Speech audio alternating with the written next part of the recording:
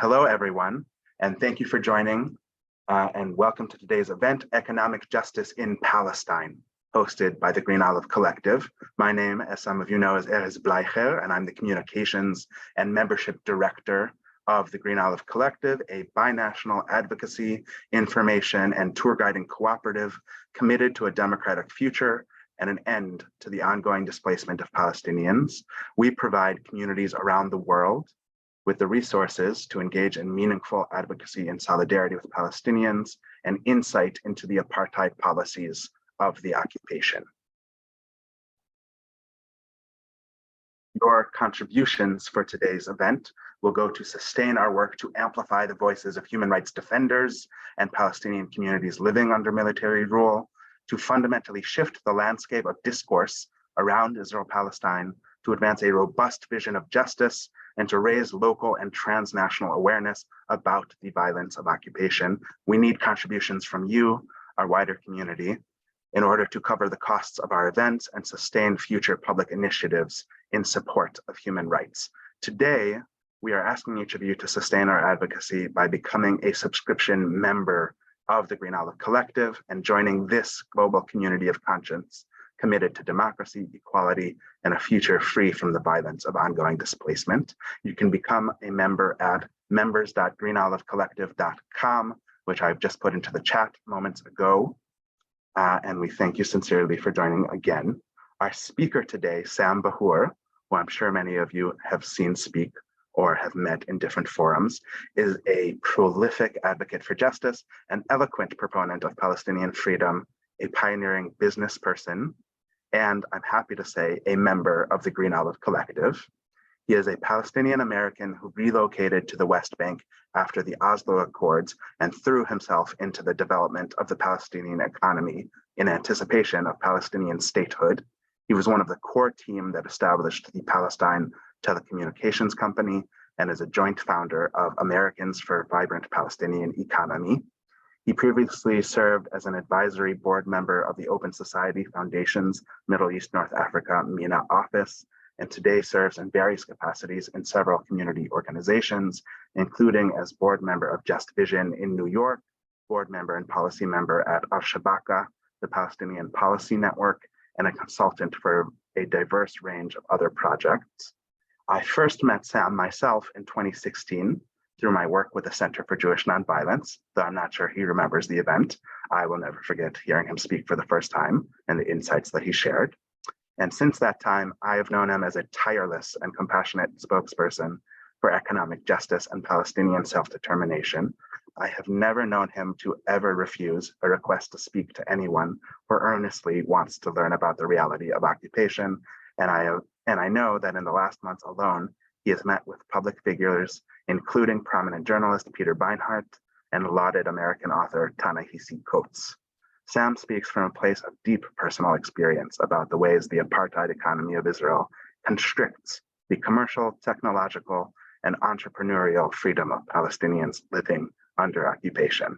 I have learned tremendously from him, and I'm glad he is here with us today to discuss with us the failings of the Oslo Accords, the way Israeli policy systematically undercuts the Palestinian economy, and what a future of economic justice and commercial autonomy would mean for the millions of Palestinians currently living under military rule. So thanks to all of you once more, and thank you, Sam, sincerely for your time and for joining us today. It's truly appreciated.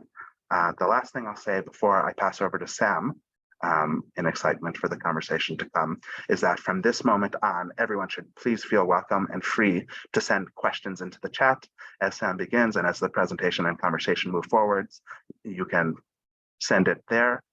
If you please can just write the word question with a colon or a dash after it, then I'll know to look for it. And I will be able to collect the questions that you all pose and integrate them into the question and answer period at the end. Sam, I see you had a bit of a technological issue, so I'll just make you a co-host once more. See.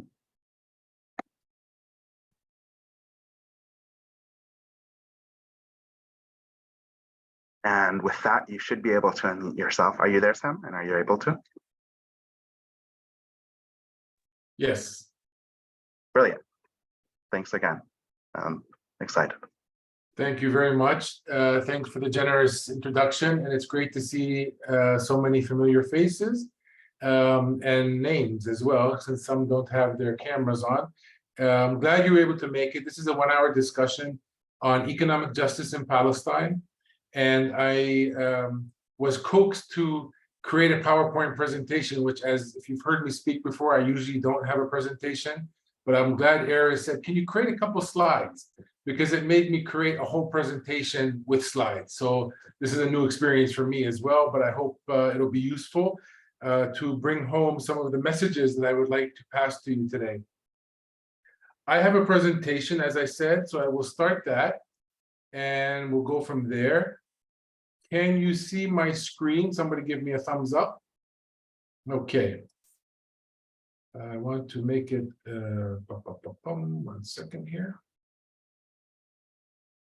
Okay, you can also now see it full screen, correct? Air is correct? Full screen? You see it clearly. Okay. I chose to start my presentation with this slide, which is, as can be seen on the bottom left, a photo that was taken by a dear friend of mine in Gaza, Maham Henna. It's a picture of the Sea of Gaza. And I want to put this here so we put things in perspective. And if I can give a theme to what I'm going to talk about within the economic justice domain today, it's going to be trying to put this in perspective.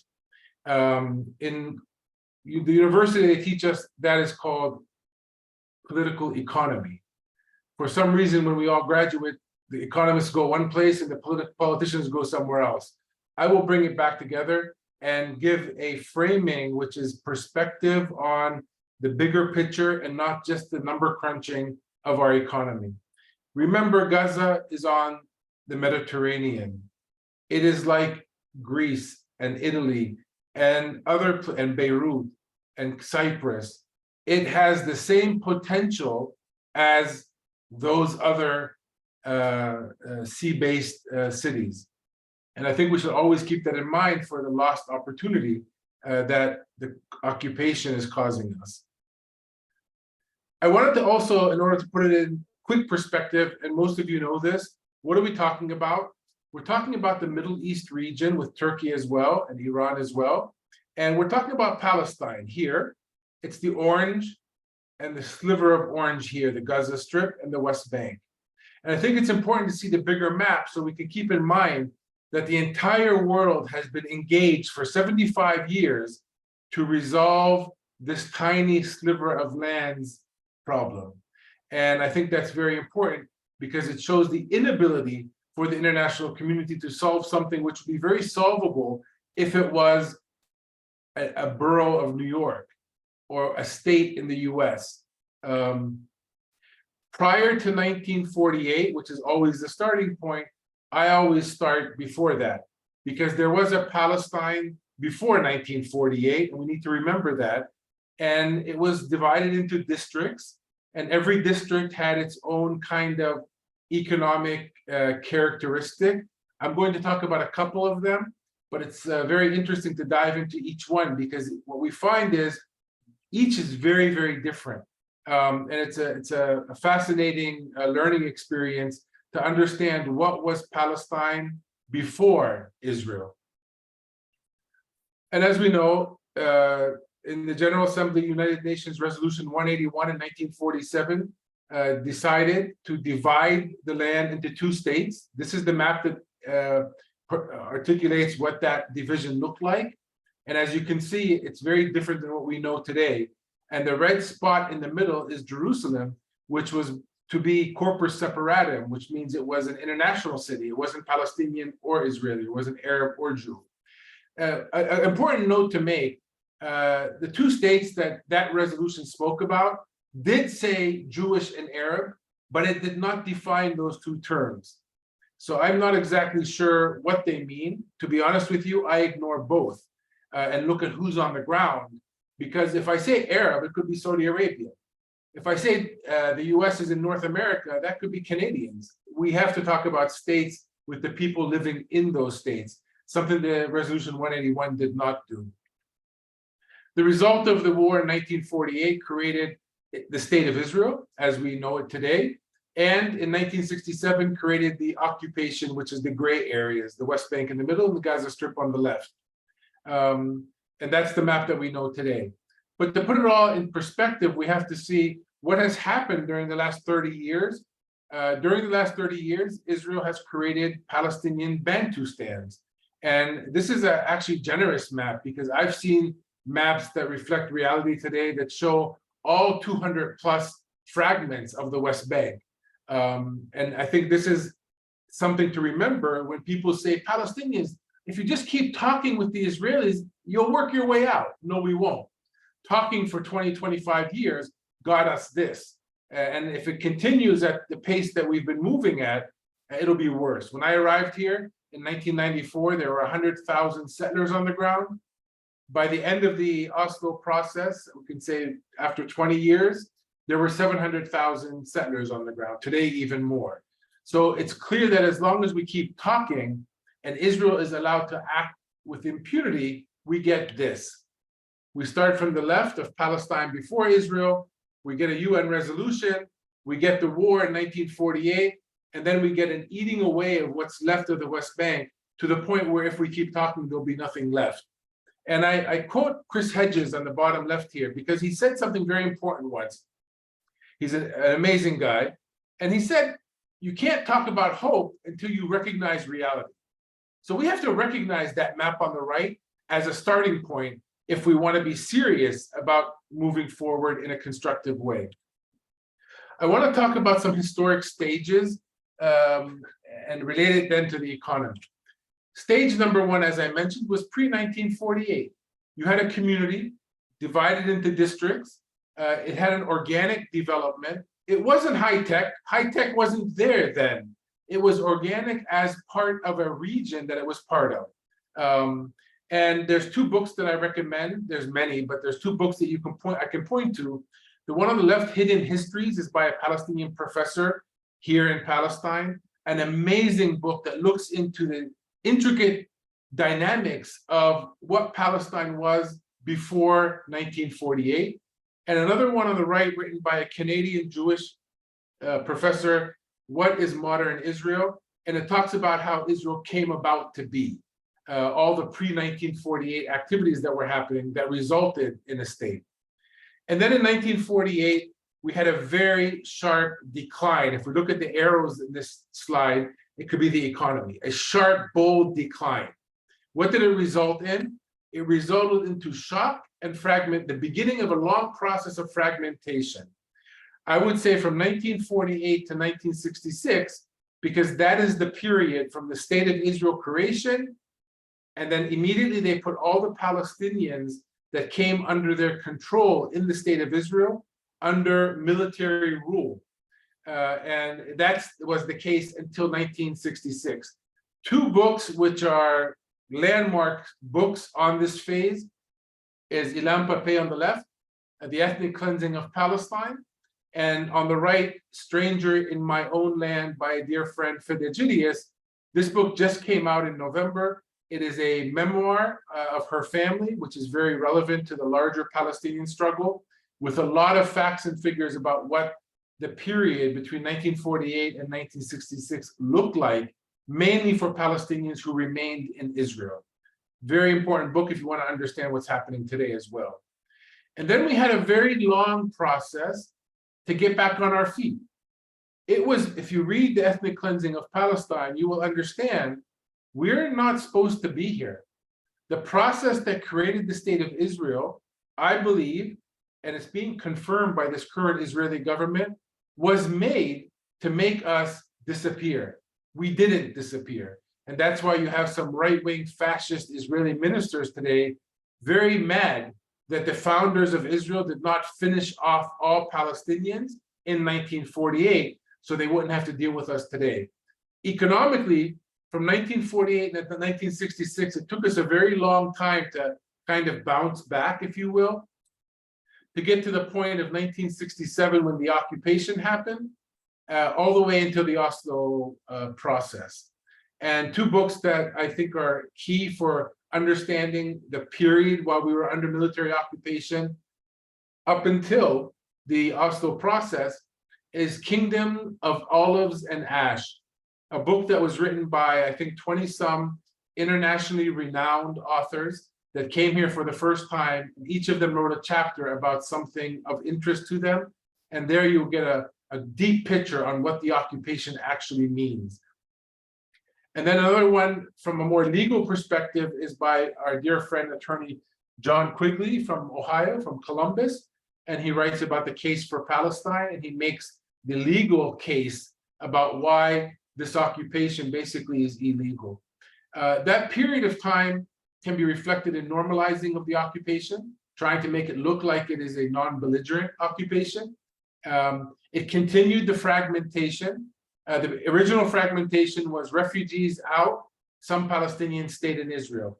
The second phase of the fragmentation was more Palestinians out from the West Bank becoming refugees or becoming refugees in the West Bank, and forced dependency, structurally linking our economy by decision to the Israeli economy. And I'll get back to that in a second. This was also reflected in taxation without representation, which should ring a bell for Americans.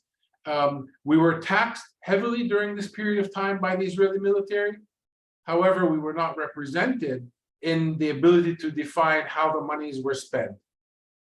After that period, we had a slower decline, I would say a softer decline, that's why the arrow is not bold, and it gets us to the period from 1994, the beginning of Oslo, until today. I could have actually broken that up into two and say the Oslo period and the post-Oslo period, but I put them together, and I call this period A to the power of 3. Apartheid, annexation, and annihilation of a struggle of an entire people. Two books that are reflective of that is Palestinian Refugees in International Law. One of the two excellent authors. One of the authors, Francisco Albanese, is actually today the special rapporteur for human rights in Israel and the occupied territory, an amazing woman. And her co-author, Lex, this is a landmark book if you want to understand the refugee issue. And another book on the right, The Moment of Truth, I actually have a chapter here, which talks about the hard questions that were not identified, were not solved within that period of Oslo, which was supposed to be a transitional period that would be ending with solving the hard issues, which it did not. So I just wanted to show the arrows in the middle as the economic kind of graph, and then the phases as phases or stages. Moving forward quickly, and this is not the topic of today, but again, I wanted to put things in perspective. On the left is the 1946 train schedule for Palestine. And you can go anywhere in the Arab world through Palestine by getting on a train in Haifa, for example, and going to the Hijaz, and going to Damascus, and going to Beirut, and going to Alexandria. That's a lot of destinations for people that did not exist, as the Israeli Zionist movement would have us believe. And if you still don't believe that people were not here, this is a picture on the right from Bethlehem, pre-1948. Those look like people to me. So this is part of what was here prior to the state of Israel. Also prior to the state of Israel, from an economic perspective, we have on the left cotton, which was a main industry in Palestine. It is no longer. It was a main crop at the time. Again, this is pre-1948. This is Kufr Saba. On the left, you had, like now, Gaza and Jaffa built around the fishing industry. And then Jaffa as well, very known for its oranges. It had the global brand for oranges, Jaffa oranges. And on the bottom there, especially from the Jenin area, you had watermelons, which they were sold here in Jaffa. In the middle box here, I put a quote from a good friend of mine, Zahi Khouri, who is the person who brought Coca-Cola to Palestine, basically. And he just had an article a couple days ago in Haaretz, the Israeli newspaper, and he talks about his grandfather having a firm in 1923, which had 6 Palestinian Christian and Muslim board members and 6 Palestinian Jews as board members. Again, to show that there was cooperation between Arabs and Jews prior to the state of Israel. And then we go to the phase that I spoke about from 1948 to 1966. I don't have economic pictures for you here because this phase was the shock phase. This is where, and put yourself in the mindset of these people, walking out of your village with all of your belongings on your back, ending up in a tent city, basically in one of the refugee camps, either in the West Bank or in Jordan. Jumping on a bus, if you can find a truck that can get you out, especially if you're elderly. Ending up in a school in the open air, and your school is basically that sign. Put yourself in this position. I'm shocked that the Palestinian people bounced back so powerfully as a people. I was in a talk yesterday, a diaspora Palestinian from Australia gave a talk, and he started his talk by saying, "I'm sad when I come." And I answered him and said, don't be sad. If you understand the Palestinian history, we shouldn't be here, but we are. And that's a huge, positive, constructive, future-looking feat. Of course, UNRWA, and that's why I put that logo there, is a great entity that facilitated our ability to bounce back because it gave us the basic services like a roof over our head, even if it's called a tent in the beginning. Today, it's not that anymore. Or healthcare or social services. The picture on the left is actually from inside the state of Israel at the end of 1966, when Israel ended its military rule over Palestinians in Israel. Make that distinction. I'm not talking about the military occupation in the West Bank and Gaza. I'm talking about military rule inside Israel, and it ended in 1966, as if they learned during that period of time of how to become very good occupiers. So they relieved the Palestinian community in Israel and then reapplied it to the occupied territory that we know today, the West Bank and Gaza Strip. Then the period of the occupation from 1967 to 1993. And here, as you see from the left, and I'll go counterclockwise, construction. Most of our labor was in construction, and most of that inside the state of Israel, because there was not major construction during that period of time. And at the bottom there, you see taxis carrying our workers, and they would carry them. And just like the South in the 50s and 60s, place them at a street corner, and then Israeli employers would come in a pickup truck, and people would jump on to go do agricultural work or otherwise. And at the bottom there, you can see the agricultural work that was being done by Palestinian workers. On the right, the dirty work in construction was all done by Palestinians, or mostly done by Palestinians. And many Palestinian workers, like the middle picture there, worked in factories, mainly Israeli factories, doing the labor, the hard labor. And textile was a major industry during that period of time in Israel. It is no longer. And a lot of the textile brand behind the brand were Palestinian sewers. And that was in Hebron, it was in Nablus, it was in Jenin. So you had a lot of, I call them sweat factories, that were serving Israeli brands that were then sold by Israel on the global market. So that was the period during the occupation, starting to talk about the economic ramifications of that. Today's talk is about 1993, the beginning of Oslo, until today.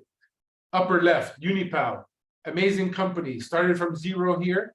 Actually didn't start from zero. They bought a company, a local company, and expanded it in a very great way.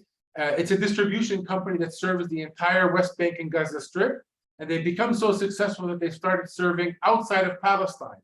So the success stories that we have here are not only Palestine confined, but also have broken these borders and started selling to the Arab market. On the left here, you all may know this. If you don't, you should, is a publication that came out. It's called This Week in Palestine. It comes out every month, as if we need more complication in our lives. But there's a story behind that. This publication was to be launched when the Pope was supposed to visit Palestine. And then we all know that that didn't happen, and things fell apart politically and security-wise.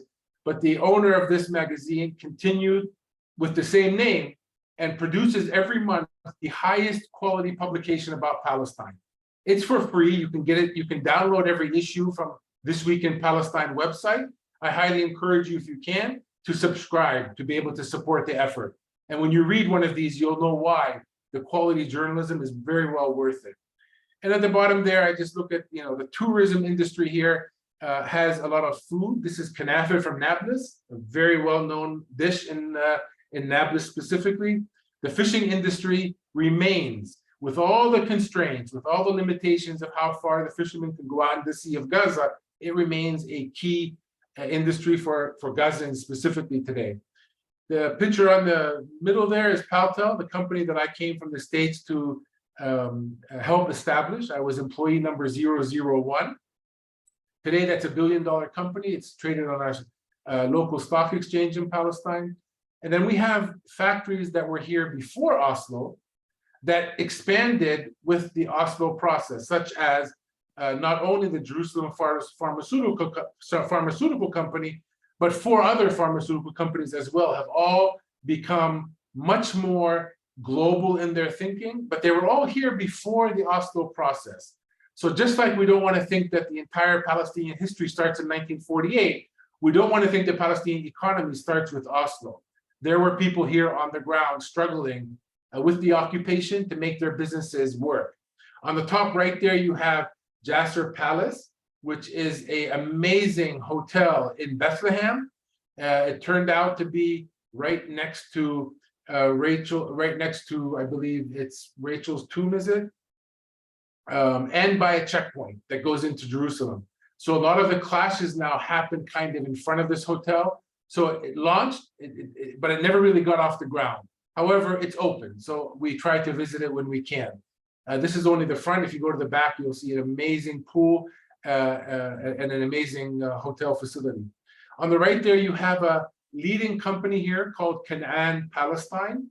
It's up in Jenin, and they produce olives and related food products. These are a global success story as well. If you walk into a Whole Foods store anywhere in the US, you'll find Canaan products. Again, a success story. And the last 2 I wanted to mention is the bottom right there. It's a very small picture, but that's Wafi Plastics Industry in Hebron. I visited it about a year ago, and the person who was in charge, who gave me the tour, was very proud to tell me something which I'll never forget. He pulled up a cap from a bottle. A plastic bottle have caps. They produce both the bottles and the caps. And he goes, "You see these caps? We produce and ship to China. And for us, that's a badge of honor. If we're able to do that and send to China, and China sending to the world, we must have something to offer to the world." And on the bottom there, friends of mine who came back in 1980s from California, the Totah family, and they established Bisan Systems, which is a software development firm, and it's a leading accounting software ERP system firm here. Again, I wanted to give a picture before I jump into the numbers of putting faces of companies to the discussion, because it is not all gloomy, even though reality today is very difficult. So what am I talking about in the bigger sense? Economic sectors in Palestine, very quickly, tourism. Tourism has always been, will always be a leading sector, even though it's stifled today because of the occupation. It is a leading sector not because we are geniuses in the tourism industry. It is a leading sector because some prophets decided to die here and they ended up being buried here. So we have them for life, and a tourism industry has been built around them. Services has become a leading industry here, especially after the Oslo process, because the donor community, we're a donor-driven economy, the donor community came into the market and needed everything from furniture to everything else in the service industry, and that has become a leading sector. Agriculture, again, has always been a leading sector here.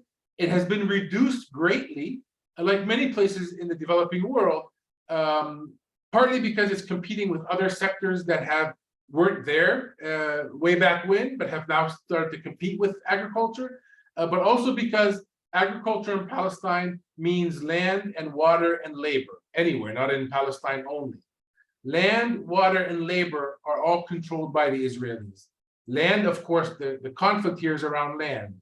Water is heavily controlled by the Israeli military, and the movement of labor is a function of what Israel allows to move around as people. So they can cut off the Gaza Strip. That's 40% of the workforce, or 40% of the population, I mean, under occupation. We no longer have access to them, nor does Gaza have access to our labor here. Financial sector has become a major sector, especially after Oslo. Banking, insurance, microfinance. I actually sit on one of the banks that have been created here. Information and communications technology has boomed in the last 5 to 7 years, partly because it's booming in the world in general, but also because the younger generation, what I call the digital generation, has grown up with this tool of a digital means to make income, and are encouraged more so to do it because of the forced fragmentation. So if you're in Gaza, in a hermetically sealed zone called the Gaza Strip, the only real way you can deal with the outside world is digitally. So the information and communications technology has become a very prominent way for people to gain income. And by the way, in Gaza, we have better software developers than we have here in the West Bank, because the need there is much greater. And I think they focus much more on succeeding because of that. Light industry exists, and it's very light.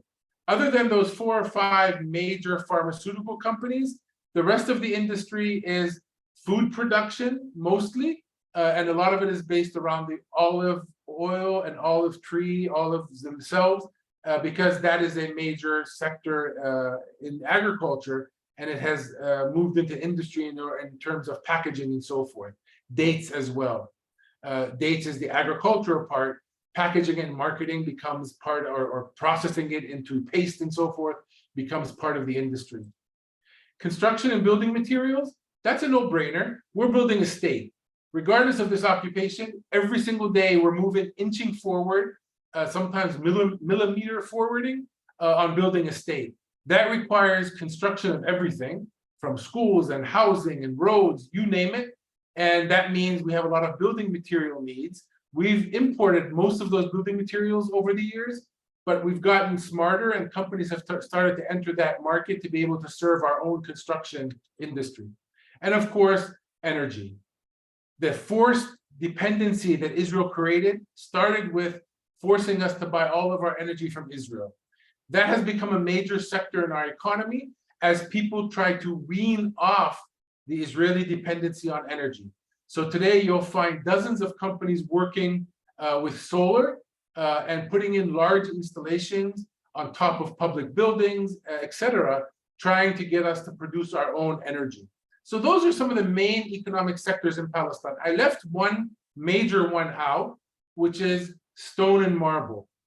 Stone and marble is the largest one from a value perspective, but it's the least profitable, because Israel, most of our quarries for stone and marble fall in Area C. Area C is the part of the West, 62% of the West Bank that Israel controls. That's where our quarries are. And Israel, about 10 years ago, took a decision, the High Court, the one that they're fighting against today in the streets of Tel Aviv, took a decision to allow Israeli companies to enter the West Bank, enter Area C, and mine our quarries to take our stone.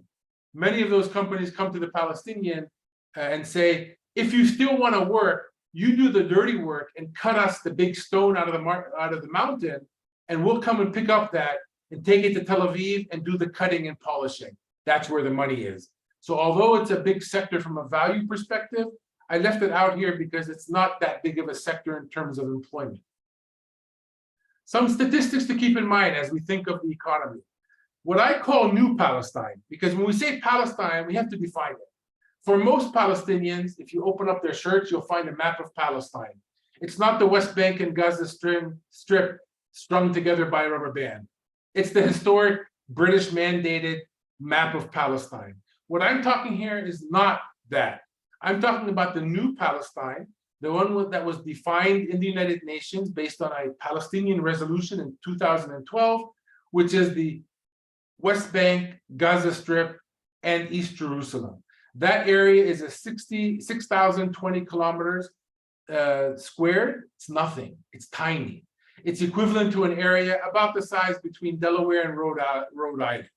So if you're from the States, you can start to get a feel to put all of this in perspective, we're talking about a tiny landmass. The Palestinian people are fragmented, as we said. We're 15 million today in total, and we wake up every morning and count every morning to make sure. And we have today 5.4 million in the occupied territory, the new Palestine that I spoke about. We have inside the state of Israel around 2 million Palestinians. We have refugees spread around the region, 5 million refugees, and some of those are here as well in the occupied territory of the West Bank. And we have about 2.6 million Palestinians or so in the diaspora, like my dad in Ohio, originally from Al-Bire, next to Ramallah. He's not a refugee. He's just outside of the country because Israel does not allow him to come back and live here. That's a different story we can talk about later. From a GDP perspective, a gross domestic product, the size of our economy is about $19 billion compared to Israel, $564 billion. We're 3% of the size of the Israeli market. Perspective is important here. GDP per capita is in Palestine today around $3,800. In Israel, it's $58,000. We make 6% of what the Israelis make. However, the cost of the goods that we buy, because it's controlled by the same economy that Israel runs, is the same as Israelis. So we're paying the same as Israelis are paying, but we're making much less. There's an economic stranglehold on Palestine by the Israeli side. Our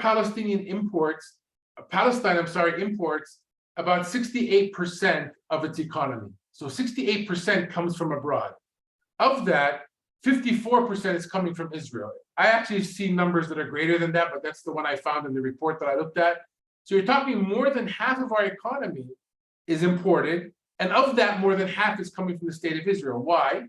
Because Israel makes it very difficult to import from abroad, but they make it very easy to import from Israel for the benefit of the Israeli economy, of course.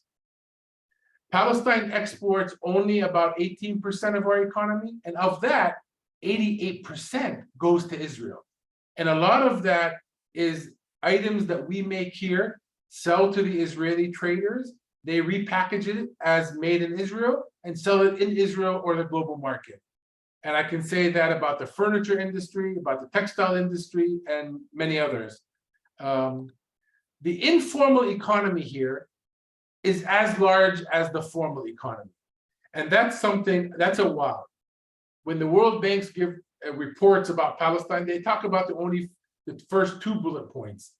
We have to keep in mind that there is an entire black market here, which is completely not reported.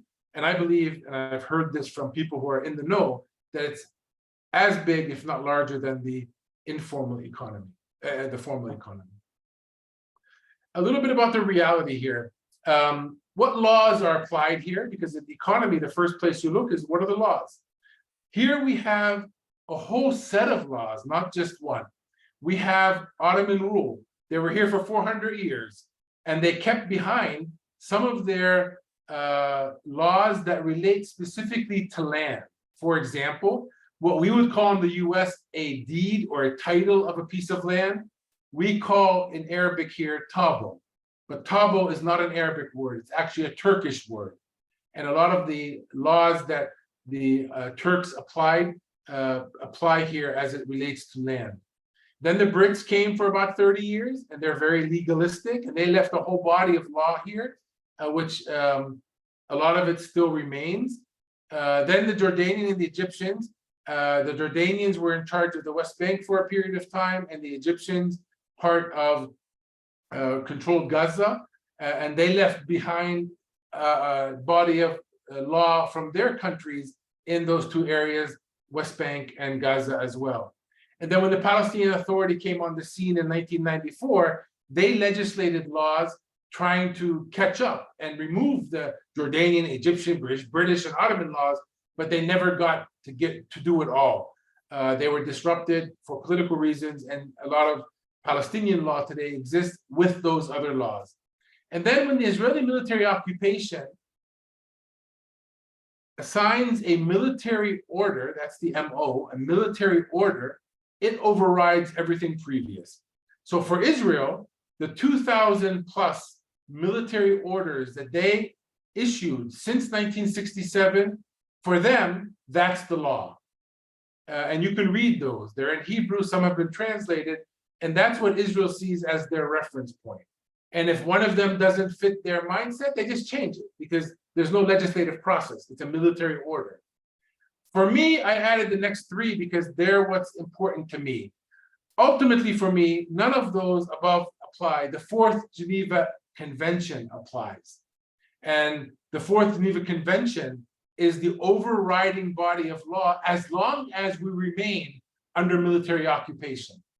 Along with that come the Hague Regulations. Those two go hand in hand, the Fourth Geneva Convention and the Hague Regulations, and that should be our reference point. Of course, the US does not look at that, for example. Much of the West refuses to reference the Fourth Geneva Convention and the Hague Regulations because they are violating it in their own ways in other places of the world. And then if none of those are relevant to people, you have UN resolutions, and I took numbers as of September of last year, 754 General Assembly resolutions, 97 Security Council resolutions, 96 resolutions from the Human Rights Council. Not one of those have been applied, not one implemented.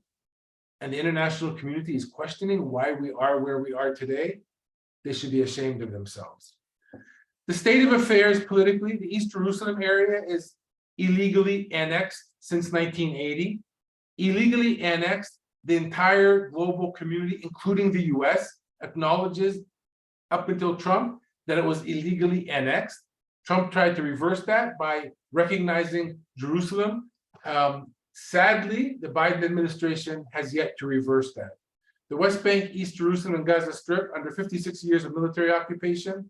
The new Palestine, the one that I say the birth of was in 2012, is a state in the making. Yes, we're in a national liberation movement. Yes, we're trying to end occupation, but we've been given by the global community maybe undoable feat, which is build a state while you're trying to remove Israel's boot of occupation from our neck.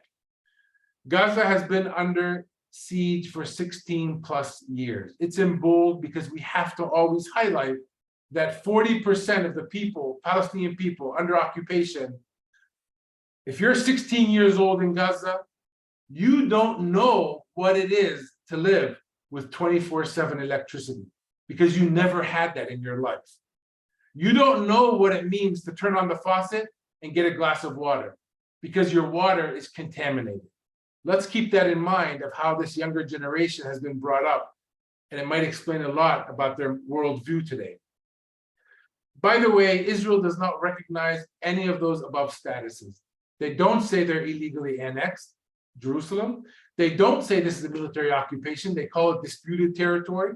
This government is going even worse and saying we're annexing it without even calling it annexation, but we're going to annex it in practice. And they don't recognize the Palestinian state. They don't say Gaza is under siege. They say Gaza is enemy territory. What they don't tell you is they control the borders of Gaza, they control the Sea of Gaza, and they control the population registry. So today, when a Gaza infant is born, they have to apply, the parents have to apply to the Israelis to be able to get the paperwork to make that child legal within the system here. Currency, what currency do we use? If you open up my wallet, you'll find shekels. The new Israeli shekel is our main currency. When I go buy a falafel sandwich, that's what I pay in.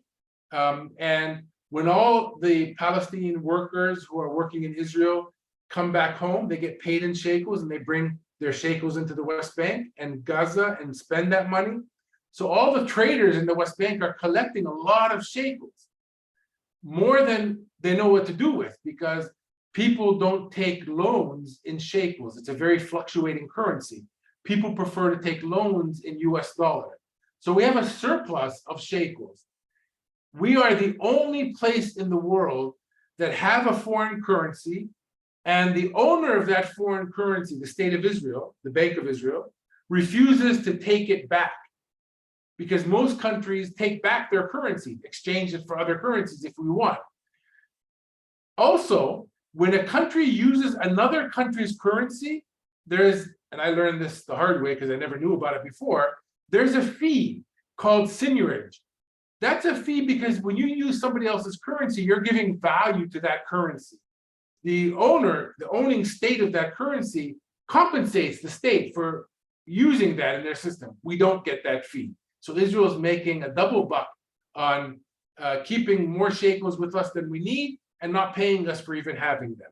That means banks like the one I work with have to build more and more safes and put more and more insurance into security to be able to maintain the shekels as we wait for something to be resolved. Israel says a couple million shekels every month, that's all. More than that, we will not take. We also have USD as a currency. Bigger transactions are done in USD here. If I do a contract with a company, usually it'll be in a dollar currency. And if I'm buying a large item like a piece of land, many times that'll be into Jordanian dinar, and that's pegged to the dollar. So it's kind of like you're using a dollar, but you're just using an Arab currency. And many people here will have euros in their pocket as well, because there's a lot of travel between here and Europe. And then I wanted to talk about labor. Labor is a key factor here. Today, there's about officially 153,000 workers that get Israeli military permits from the West Bank and the Gaza Strip. Important note, Israel says Gaza is enemy territory. But if we need some carnation workers or some construction workers and Gaza has those skills, we'll give them permits to come into Israel to work for us for the sake of the Israeli economy.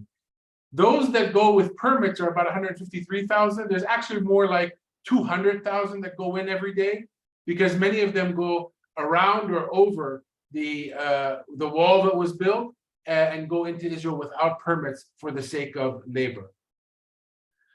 This is a very profitable occupation. Israel benefits to the tune of $5 billion, that's a B, billion dollars annually from this military occupation, because we still buy most of our petroleum and most of our energy from them, as well as you saw in the numbers of imports and exports, they're making a ton of money on everything that we do here. Case in point, it's the case that brought me to Palestine from the US, the telecom sector. If we read the Oslo Accords, and I want to make a note here, the Oslo Accords is not everything. The Oslo Accords gives a snapshot of the last 20 to 25, 30 years. So it doesn't tell the whole story, but it tells a convincing story that Israel had no intention whatsoever of moving towards a resolution to this conflict. And if I went through the Oslo Accords, I found article number 36. I have an interest in telecom. The first paragraph, as I put it on the slide here, it was perfect. I couldn't have written it better myself. The Palestinian side has the right to build, operate separate and independent communication systems. 30 years later, after building a billion-dollar company, it is not separate and it is not independent. And I want to give a case here. Why it's not separate and independent? Because they said we're allowed, we have the right to build, for example, a mobile network. But how do mobile phones work? Mobile phones work with airwaves. The technical word for that is electromagnetic spectrum or frequencies. And Israel said, you have the right to build a mobile network, but the airwaves are going to remain fully militarily occupied. And if you want a piece of the air allocated to your telecom company, you have to come back to Israel and they alone will decide unilaterally if you can have frequency access. It's a long story. We went and asked for the sake of our discussion, we asked for 6 lanes of airwaves. They came back to us after 1 year and they said, you can't have the 6 lanes you asked for. You can have 2.5. And the half is going to be shared by Israeli telecom companies so they can provide telecom services to the settlers. I'm not an engineer. I went back to our engineering team and I said, can we build a network? Because they're not giving us enough airwaves. And my engineers told me that, you see those towers, like the one in the picture? We were going to build one here and one here, and connect them with 6 lanes of frequency. That was the optimal network, i.e. the cheapest way to do it. And they said now that we don't have full access to our airwaves, we have to build an additional tower here, here, and here in between those 2 towers. Every time I say tower or here, think $500,000. That's how much a tower costs. So we paid out of our ears based on an administrative decision. And I say this to make a point. I would claim the majority of this occupation is dealt to us administratively. Yes, we have killings and murders and house demolitions, but the majority of the occupation, what happens between those events that you see on TV, is an administrative mechanism to make sure that we're not allowed to build property. And then they said connectivity. We told them we want to build independent networks. We want to connect Bethlehem with Ramallah and Ramallah with Nablus, etc. And they said, every time you want to connect one of your cities to another of your cities, you're going to have to cross Area C, which we're in full control of. And you're going to have to get our permission every single time. And that applies until today. Every request for connectivity is taking, a while back it was 12 to 14 months. At that pace, we'll have an independent network when kingdom comes. And then the flow of human resources. We are not able to bring in people from abroad easily because Israel controls the borders. They control the visas. So I cannot bring you here, if you're a telecom expert from Dubai, to work here, unless Israel gives you a visa. I can't bring you here from Gaza if I need you in Ramallah. I can't go to Gaza to work because I'm not allowed into Gaza. So the flow of people, which is key in any business, is a function of the Israeli military occupation. And then they said, you're going to have to import goods because you don't produce telecom equipment like the one in the picture here. And that's my last slide here. Nothing changed in what matters. In what matters, they said, is you Palestinians will not have a connection to the outside world. You didn't have a connection before Oslo. You're not going to have a connection with Oslo. And even post-Oslo now, you will not have a direct connection to the outside world. Everything you want to import from the outside world, or anybody physically who wants to reach you, has to enter through an Israeli port of entry. And those of you who visited here know that you have to come in through the airport, or you come into the Alembi Bridge to Jericho. Both of those are Israeli-controlled ports of entry. The same applies in the economy. Most of our goods come to the Ashdod, that's the picture there, Israeli port. It's a major port. And the Israelis said, every time you're going to import something from the outside world, it will come to the Israeli port, and then it must jump through 3 hoops to be able to get to the West Bank or Gaza. Hoop number 1, customs. We told them that makes sense. We have to pay customs, of course. That's normal business. They said, but you will not pay customs directly to the Palestinian Authority, the Palestinian government. You will pay customs to the Israeli side. And the Israeli side will collect those custom fees. At the end of the month, they will deduct 3%, which is a tremendous amount of money. It's so much money that the World Bank just issued a report of how much that money is over what it should be. And at the end of the month, minus 3% will give the Palestinian Authority their money. Why is this an important issue? Because about 65 to 70% of the Palestinian government's operating budget comes from custom fees. So Israel has full control of the financing of the government. And today's Prime Minister, Benjamin Netanyahu, he was here about 10 years ago, more than that, in 2012, when we went to the UN, and he said publicly, don't go to the UN, Palestinians. Don't go, don't go. And we told him, we're going. And we went. And when we went, he wanted to punish us collectively. By the way, collective punishment is a war crime in international law. He closed the faucet. He stopped allowing the flow of the custom fees to go to the Palestinian government. It took about 3 or 4 weeks. Teachers, firemen, policemen stopped getting paid. Things became very agitated here on the ground. And then same prime minister, and we're still at the UN, he opened up the faucet. A clear indication that it was done for collective punishment and nothing else. The second hoop that we have to jump through to get through this port is standards. Everything we import must meet Israeli standards. And you saw the numbers before. Where's the Israeli economy? It's way up here. Highly developed, high-tech, Western looking, $550+ billion economy. Where's our economy? Less than 20 billion. And the Israeli side said, we don't care. Everything your underdeveloped economy imports must meet first world standards. That's a polite way to say, Palestinians, we're going to make you pay out of your ears for everything that you import. That's another administrative function of the occupation. And the last one is security. And that word has been abused to the point like we don't know what it means anymore.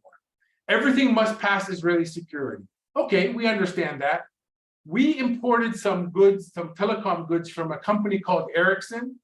Israeli mobile operators imported the same goods, the same equipment. The Israeli equipment cleared this port, or I don't know exactly which port it was, but I assume it was this port. They cleared the port in about 2 to 3 weeks. That's normal clearing time.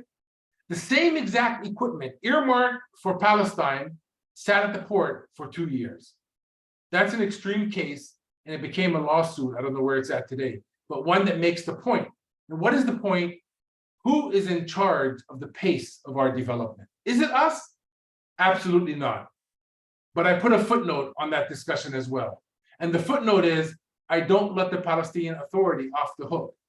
Because they don't have access to all of their resources, like most governments have, they only have access to the crumbs of the economic resources that Israel allows us to have access to. They need to be more streamlined, more efficient, and less corrupt. They can do much better. But I criticize them only up to a point because I'm politically aware. And I know the Palestinian Authority, my company, universities, my family, and me are all under the influence of Israeli military occupation. None of us can be at our best because that occupation is very heavy on everything that we do. However, we all have different responsibilities, and that's why I say we need to keep our eye on the Palestinian Authority's efficiency as well. So to end, I want to go back to a picture of Gaza, one of the most densely populated places in the world. An amazingly positive population, even though what they've been through has been horrendous, you will find a loving population here. This is a Mediterranean city that can be a destination point for the world. This is what the occupation is doing to it every few years. They call it, quote, mowing the lawn, unquote.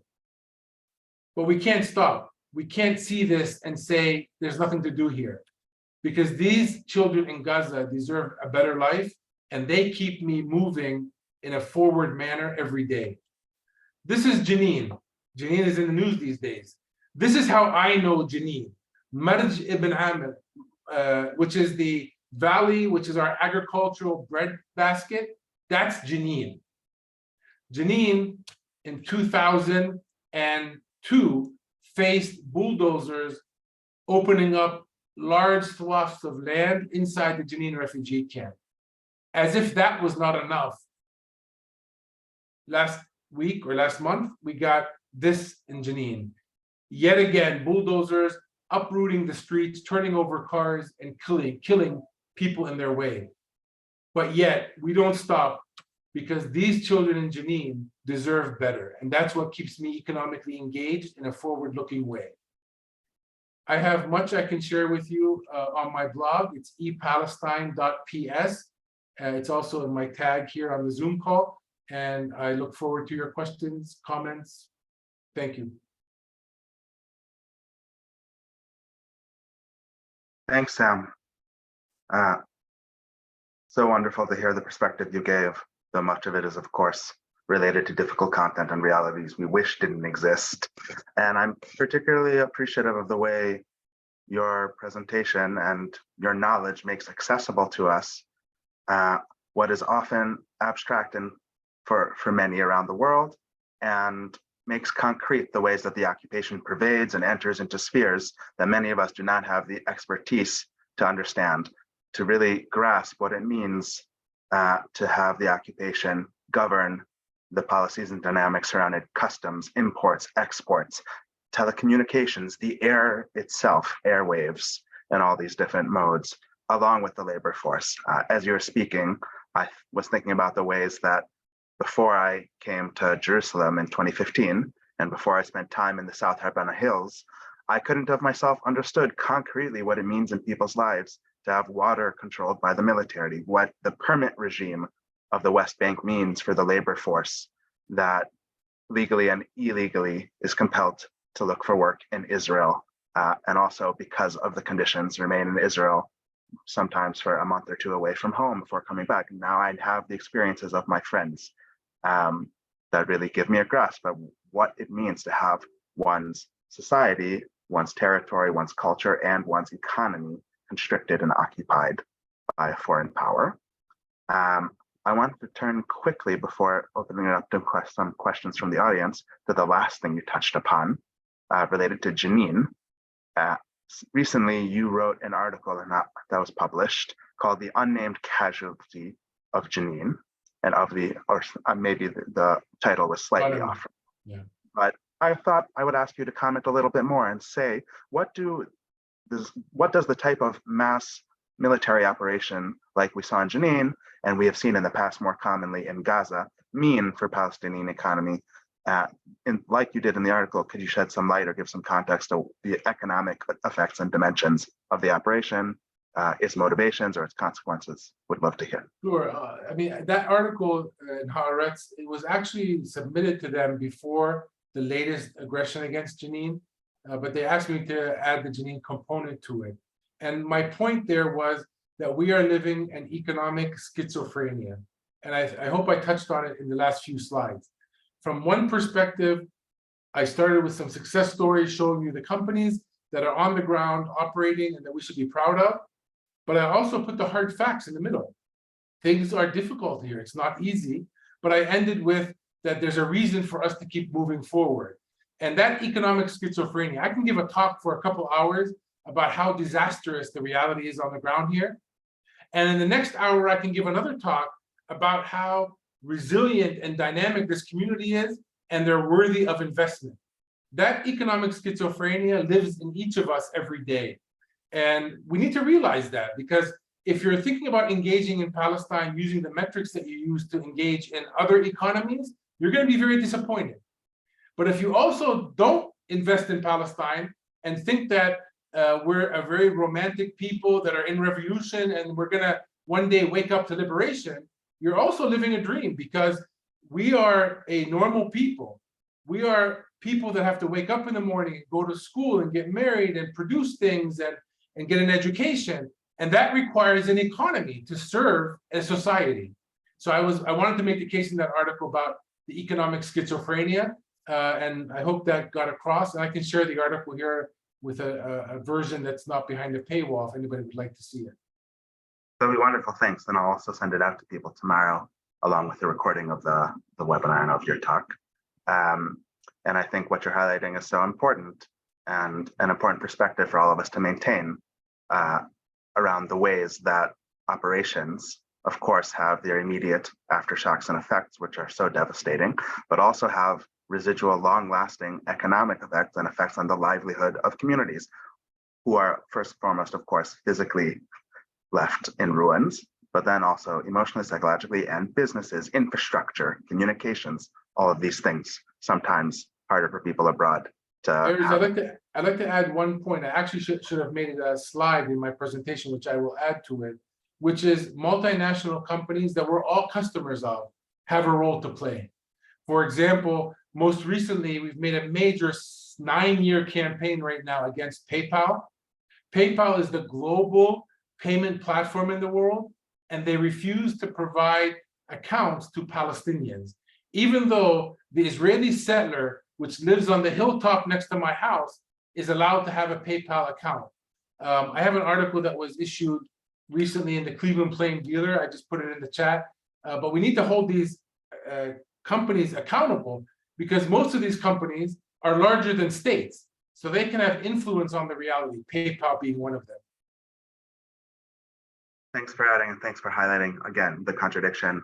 And I think so much of what you talk about in general and on today's call relates to what I've also heard you point out as the hypocrisy of this quote unquote economic peace between the populations, between Israelis and Palestinians, which of course is much touted in circles that are apologists for the current policies and the reality of occupation, but is actually an economic cooperation rooted not in equality, but in relations of domination and control. So there is an economy between Israel and Palestine that is intertwined in a sense, but not on equal footing and not with self-determination and free activity for all involved. So appreciating that theme throughout this talk as well. Because we don't have so much time left, unfortunately, for as many questions that I was like, I'm going to, I think, aggregate some of the different questions that were sent to me in the chat and pose them to you. And the second of those is, I think, around the multi-generational effects of Israeli policy and of ongoing displacement for Palestinians. For example, you started talking about the different historical phases of occupation and economy in Palestine. I've learned over the years that in 1948, bank assets were seized from Palestinians and entered into the state control and the public of Jewish Israelis. I've learned about the military regime within Israel that you pointed out from 1948 to 1966, which restricted the general and economic activity of Palestinians. In the United States also, where I'm from, we talk about the multi-generational effects and economic deprivation of Black communities, I guess in a comparative way and or from your own context. I'm curious for you to put into perspective what dispossession in 1948, being refugees, all these things means in people's lives, and of course, how people have channeled in immense creative potential in developing full, vibrant worlds and projects and initiatives despite that. The entire economic reality from the creation of the State of Israel is fascinating because we're made to believe that there was nothing here. I mean, the slogan of the Zionist movement was a land with no people for a people with no land. And once you start to see the pictures like I put in the beginning of my presentation, there was culture here. There was transportation throughout the region here. There were agriculture was here. It was a trading route in the region, a major trading route in the region. Actually, on the one you mentioned, again, I should add it to my presentation, even though I miscalculated how long it would take me to talk about that presentation. But the banking sector here was thriving. A lot of foreign banks were here in 1948, and the Arab Bank was here. And when Israel confiscated Palestinian lands and homes, they also confiscated Palestinian bank accounts. And there is an amazing, amazing Harvard graduate who did a PhD on this, specifically about the banking accounts and what happened to them in 1948. I will put something in the chat so you can follow her. She's a brain. I mean, she dug deep. She went and looked at the descendants of the people who own those accounts. It's I read the PhD before it was published. I think now it's published. Worth looking at, and I'll put something in the chat about that. But that's why I started my presentation by saying there's a pre-1948 economic reality that requires a presentation in itself in a way. Incredible, thank you. I guess before ending the call in just a few minutes, on that note, I think it's important, like you're saying, to look back into the past in order to understand what's possible in the future also. And I recently came across an article, probably Sammy, that you've seen, about a graphic designer in Gaza who was asked about by someone who was visiting, and on the rare occasion that they were permitted and had a permit to enter Gaza, an international, asked about currency and how it operates in the Gaza Strip.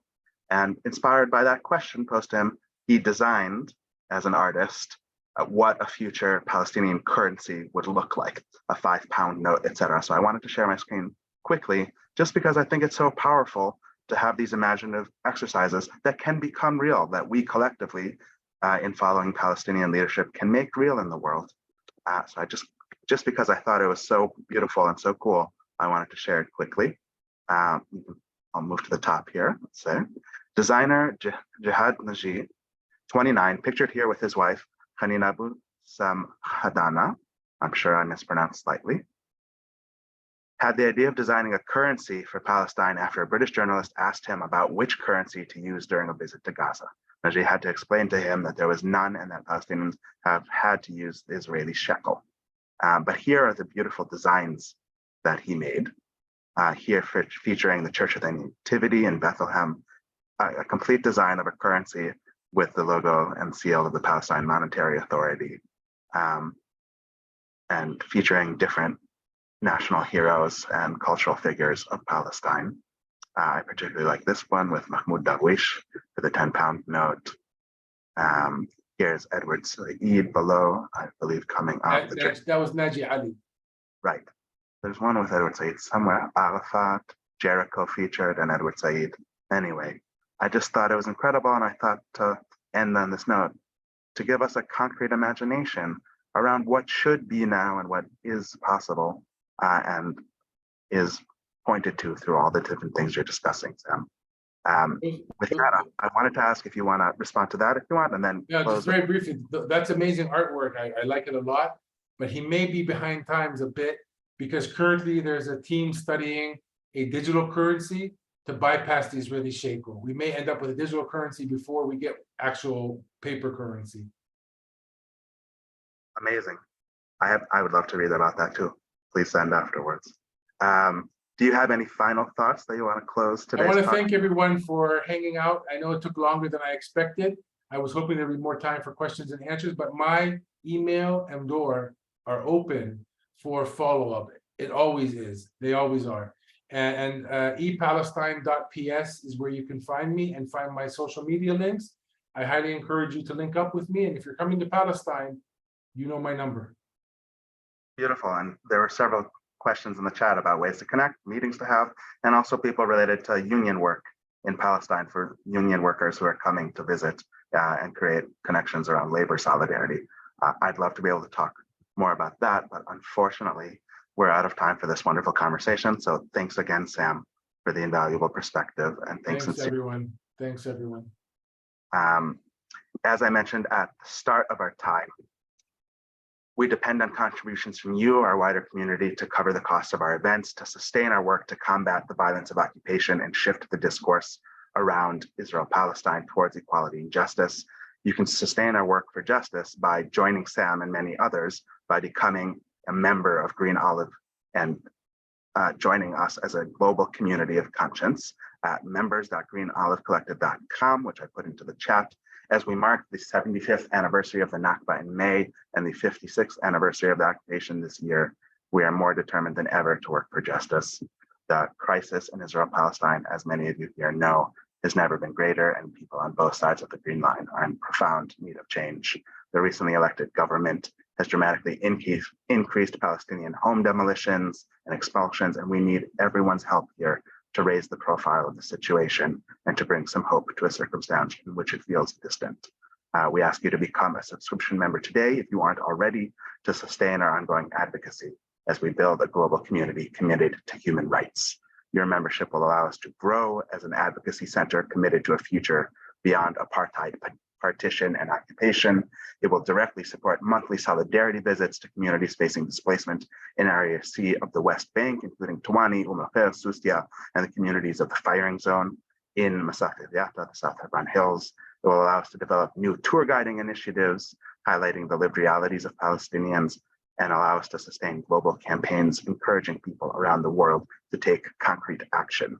Your membership will also sustain our work and the work of our incredible tour guides in Jerusalem, Bethlehem, Hebron, and throughout the occupied West Bank, who many of you have met and every day are bringing international visitors like yourselves to the occupied territories to see the reality with their own eyes, bear witness and hear testimony from Palestinians, and develop relationships with communities living under occupation. Stay tuned for more updates, and thank you again, everyone, for joining. We'd love to see you for future events and to have you join as Green Olive members to engage in sustained communication, conversation, and engagement in solidarity with Palestine. Thank you all, and really have lovely days. We're excited to see you in the future. Much appreciated.